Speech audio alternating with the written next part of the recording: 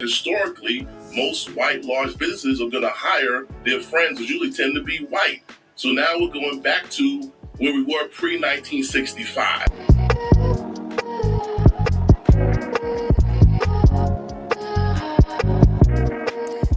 Welcome. I am Dena, and you're tuned into another discussion with Dena. Wow, everybody is talking about this DEI stuff. It just makes you wonder. So it is that major companies are said to be scaling back on their diversity, equity, and inclusion, or DEI initiatives. Companies like Walmart, Target, McDonald's, Ford Motor Company, Lowe's, Harley Davidson, John Deere, Tractor Supply, Meta, Amazon, Boeing Company, Nissan, Toyota, Caterpillar, Moson, Coors, Brown Forman, and Starbucks.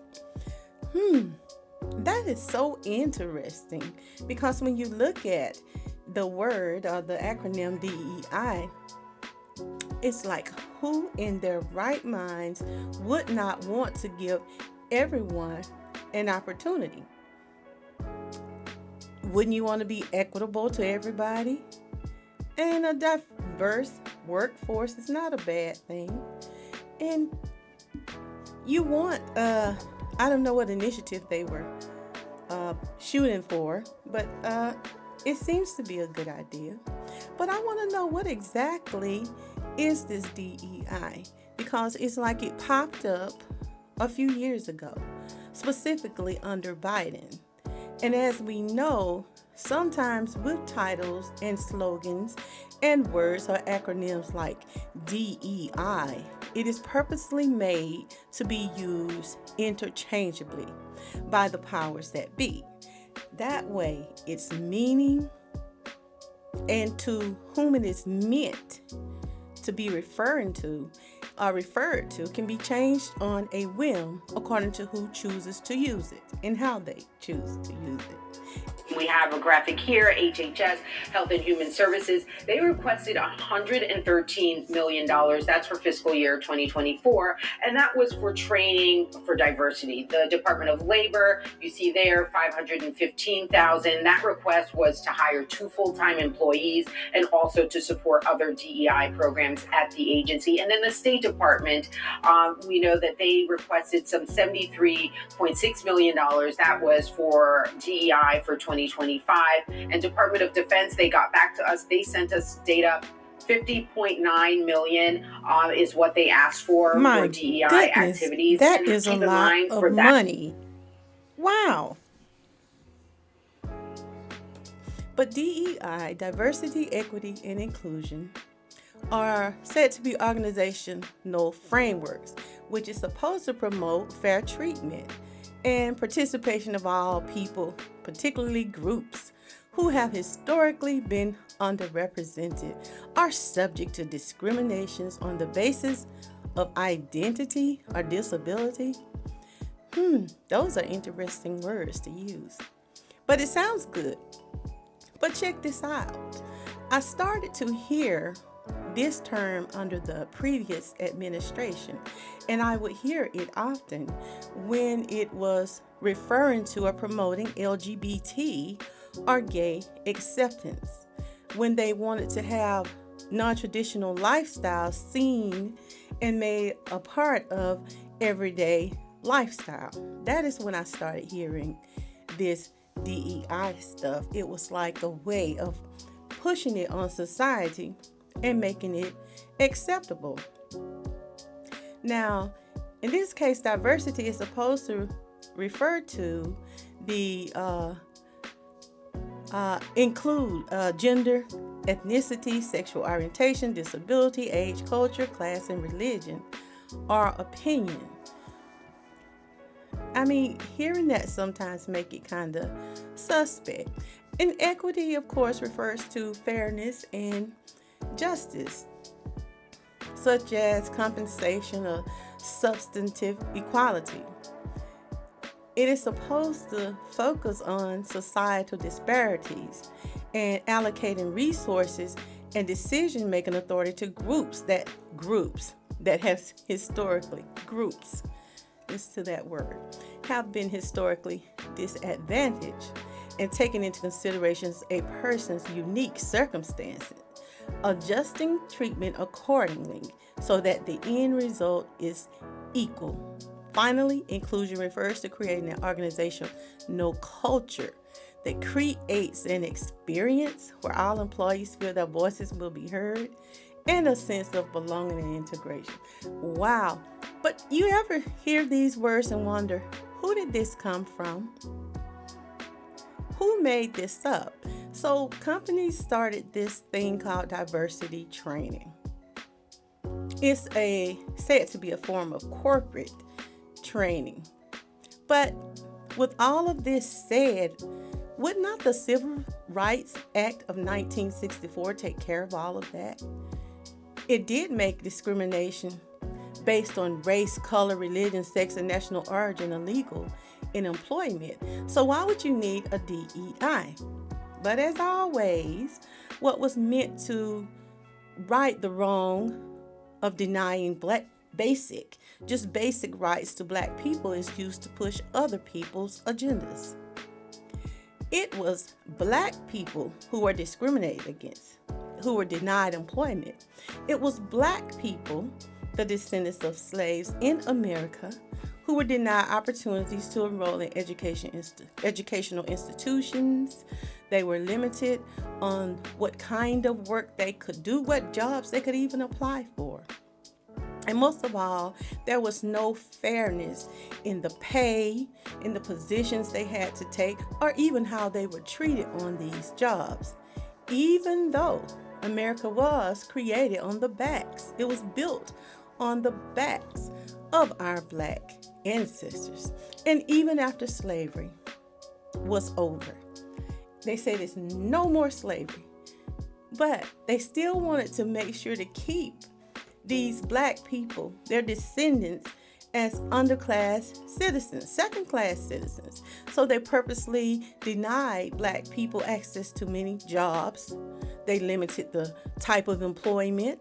They went as far as to underpay or prevent them from even being qualified to apply to certain institutions for certain positions, and making it very difficult to even sustain their lives, their families.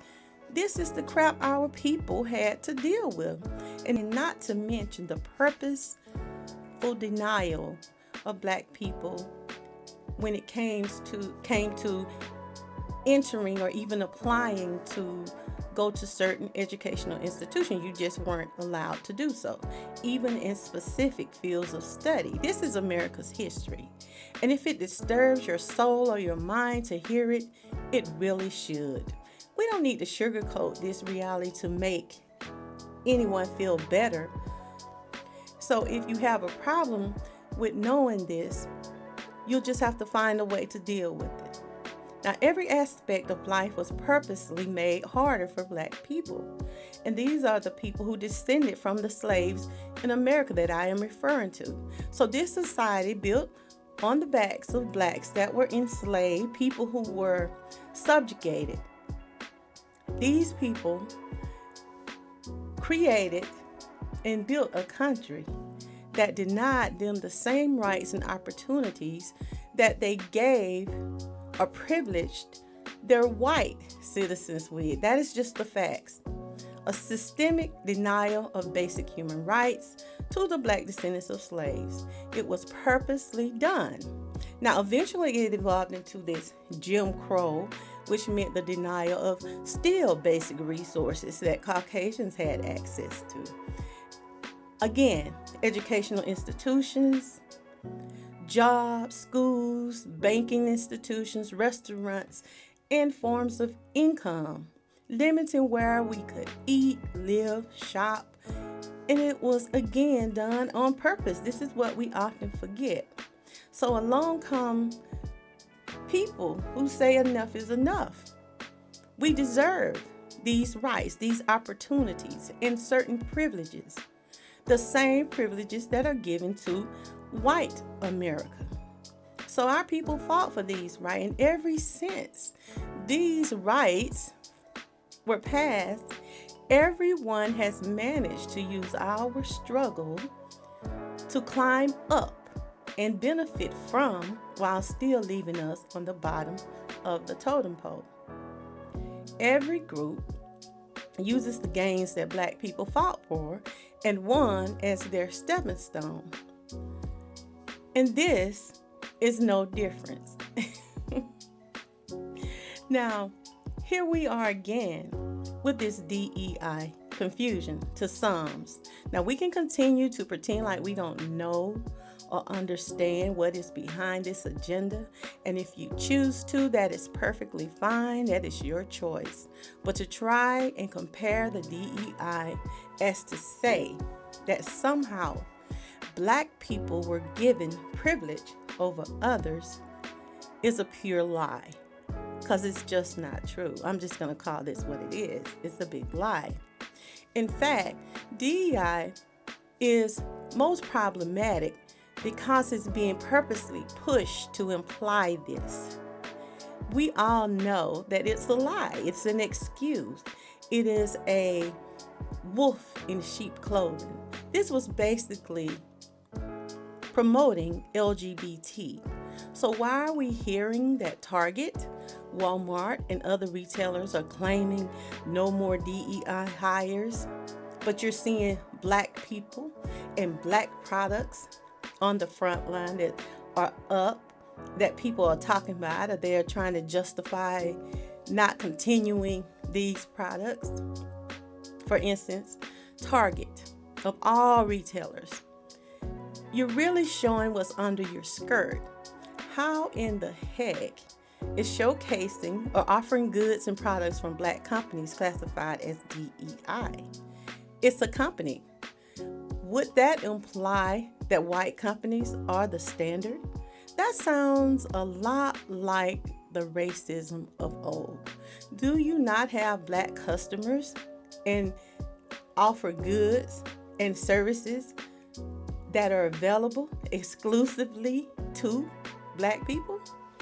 Yeah, you do. You sell products that we use. Is that DEI? Or would you say that it's catering to your customer base? I think the DEI is just justification to continue America's history of discrimination against Black people in particular. And the real issue is that they don't want to admit that this was a gay agenda. It was highly pushed on people and companies from the previous administration. And now instead of saying this, it is being purposely conflated or made up of a trying to change the elements. It's meant to confuse what is the real meaning, what was behind this. I listened to Tabitha, and everybody's familiar with her because she has a lot of products within Target.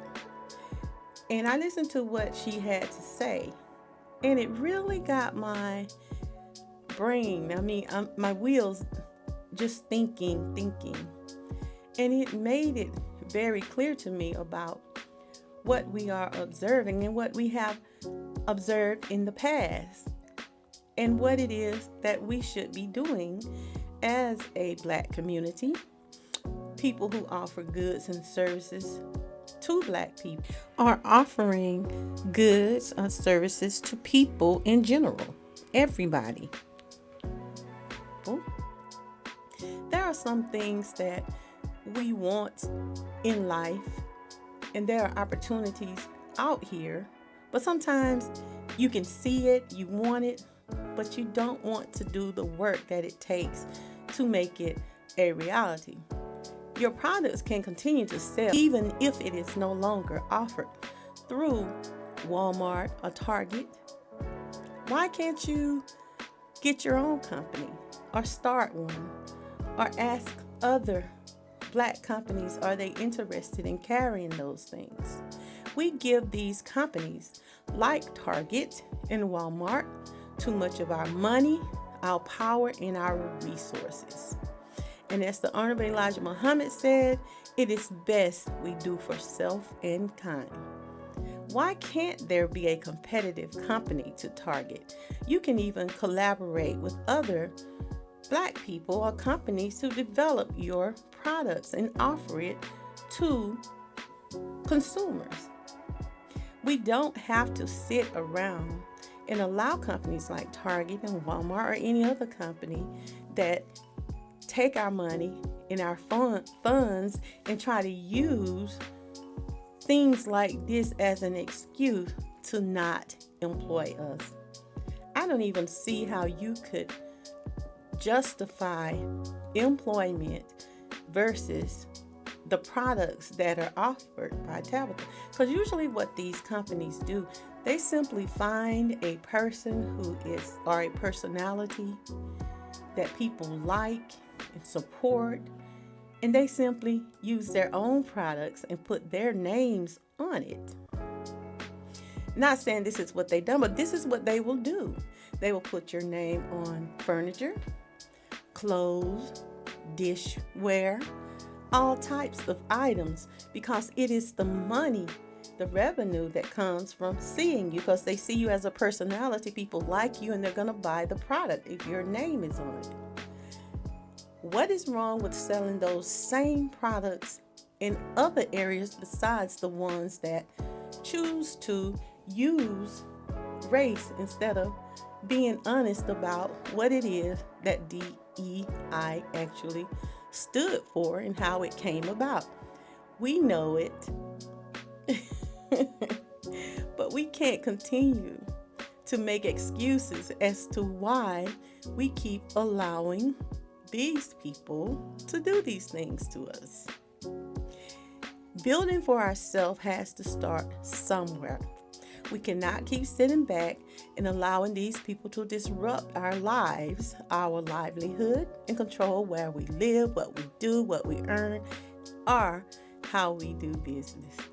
If you are a company that has to be made to do what is right, and that is to treat people fairly, to offer goods and services to various segments of the population, then perhaps it is time that that particular population, do something for itself. Which leads me to believe that as long as we are living among one another in this country, we will always be faced with discrimination. We will have disagreements and lack of trust, because it is a constant because of the different levels that we find ourselves on,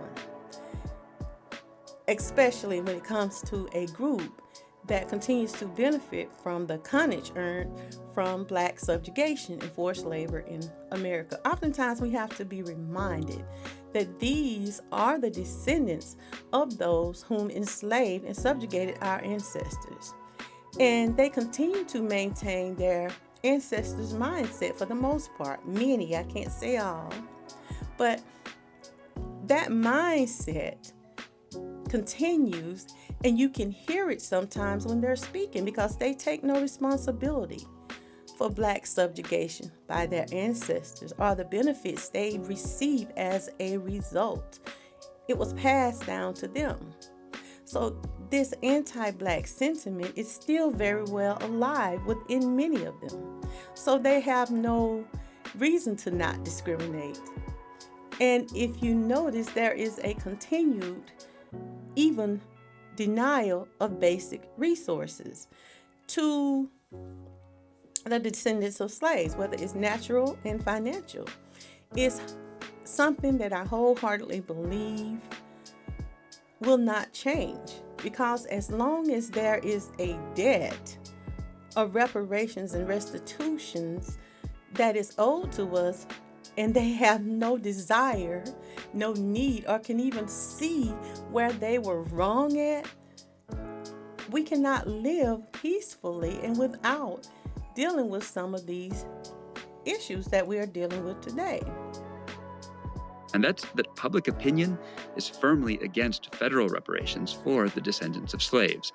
2/3 of Americans oppose reparations overall, and that share is even higher among white people. NPR's Jennifer Ludden looked at why. When he first started polling on reparations 3 years ago, Tatish Nteta at the University of Massachusetts Amherst expected money to be the big issue, or how to make it all work. But that's not what he found. A plurality of Americans believe that the problem with reparations, the reason why they oppose reparations, is because they don't believe the descendants of slaves deserve reparations. So this is not a question of logistics or economics. It's a question of deservedness. Nteta plans more research to get at exactly why people think that. But on a recent sunny day, it was easy to find opinions on the National Mall in Washington, D.C. You can't take what we know now and try to superimpose yourself onto 150 years ago. Jeff Bernauer of Huntsville, Alabama, says, of course, slavery was wrong, and he calls racism a sin. But reparations now makes no sense. The generation that would be paying for it have nothing to do with what was done in the past, and then you're paying people that have nothing to do with it in the past. We're all immigrants at some point, whether it was voluntary or forced. There's a lot of people who came a lot of different ways. Terry Kewen was visiting from upstate New York. And nobody needs a handout anymore. Everybody, pulls themselves up by their own bootstraps and works for a living and makes their way in this world. That idea that hard work pays off is a core narrative of the U.S., says Yale social psychologist Michael Krauss. He surveyed people on the racial wealth gap and thinks his findings help explain the opposition to reparations. Majority of our sample tends to think that we've made steady progress towards greater equality in wealth between families, so between Black and white families. And they think for every $100 white families have, Black families have about $90. That is totally inconsistent with reality. The actual racial wealth gap is far bigger. Given that, and all the recent focus on racial justice around the country, Krauss calls this disconnect a kind of collective, willful ignorance. He thinks many white people are not just unaware, but somehow avoiding information on how Black people still face discrimination in the labor market, housing, and banking. In fact, the racial wealth gap just keeps growing and growing and growing. Realizing that is what made Dorothy Brown a convert on reparations. She's a Georgetown law professor who wrote a book about how even the U.S. tax system favors white families at the expense of Black ones. She thinks reparations should be about systemic changes, not just cash. Her forthcoming book will make the case, and Brown thinks many Americans are persuadable. Part of it is an education. It's a walk through history. It's a recognition that, okay, you may not have had anything to do with slavery, but your grandfather, your white grandfather, got an FHA insured loan. My grandfather couldn't because he was Black. What's not clear is whether local reparations might help or hurt the push for a national policy. But Tatish Nteta at UMass Amherst thinks some cities are being mindful of this opposition to atoning for slavery, like Evanston, Illinois, which is providing housing assistance for people who faced discrimination. Well, it's not about slavery. It's about the ways in which individuals who still are alive today were treated during a period of Jim Crow and institutionalized racism. So those people still exist. Maybe a national model will emerge, he says, and more young adults, along with most Black Americans, do support reparations. Then again, the Pew Research Center finds even supporters think reparations are unlikely in their lifetime. Jennifer Ludden, NPR News. Oh, the hypocrisy. The real reason is lack of remorse and the continuation of anti-Black sentiments. You had people that were forced laborers. These people allowed white America to become rich, to become powerful. You benefited, you profited, and you continue today to maintain that wealth, all while putting in place anti-Black laws that were enforced by the U.S. government, that prevented the slaves' descendants from achieving what you have achieved. You denied resources, denied Black people privileges. I think we're still playing catch up because there was never any justice ever actually delivered. And that is true till this very day. Other groups use the rights that we fought for to maneuver themselves. At some point, we are simply going to have to admit to ourselves there will never be an even playing field.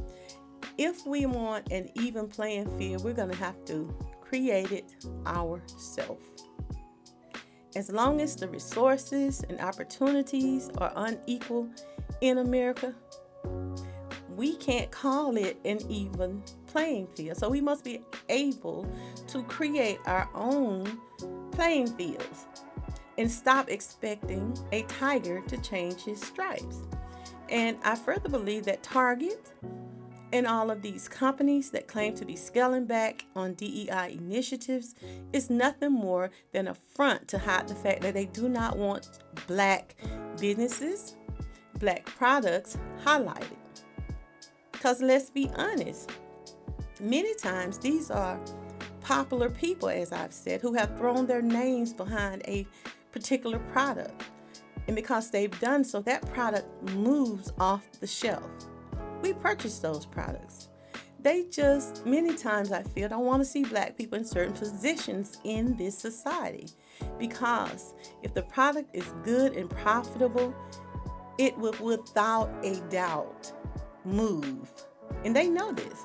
So again, DEI is being used in many of these cases to hide the underlying anti-Black sentiment. DEI rhetoric, which came about during the democratically run previous administration.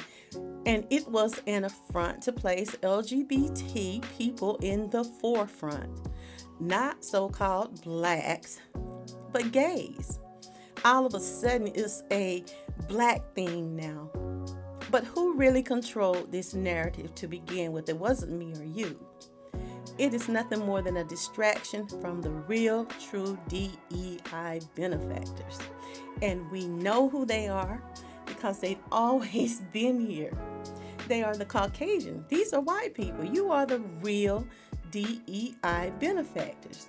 White businesses, white products, white establishments, and white companies that want the right to continue their anti-Black sentiments, anti-Black hiring practices, and this is only a mere distraction. So while we have become used to coding BS and sugar just to keep the peace, it is still BS. And sometimes we got to call it for what it is and stop giving our power to people we know have this internalized disdain for us. It's time to pull resources and do and build and develop our own selves and kind.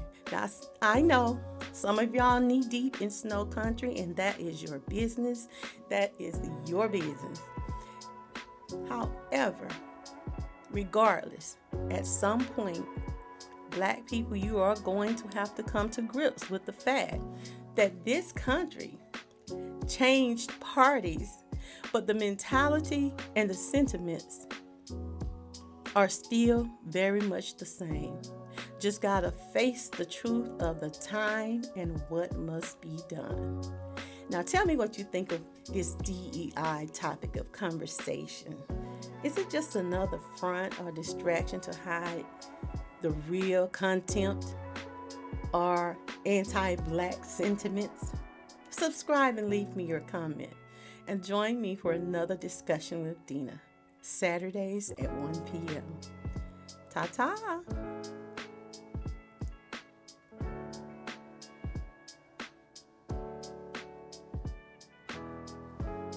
This concludes your daily discussions with Dena. Join us Monday through Friday at 12:30 p.m. Like, share, subscribe, and leave a comment.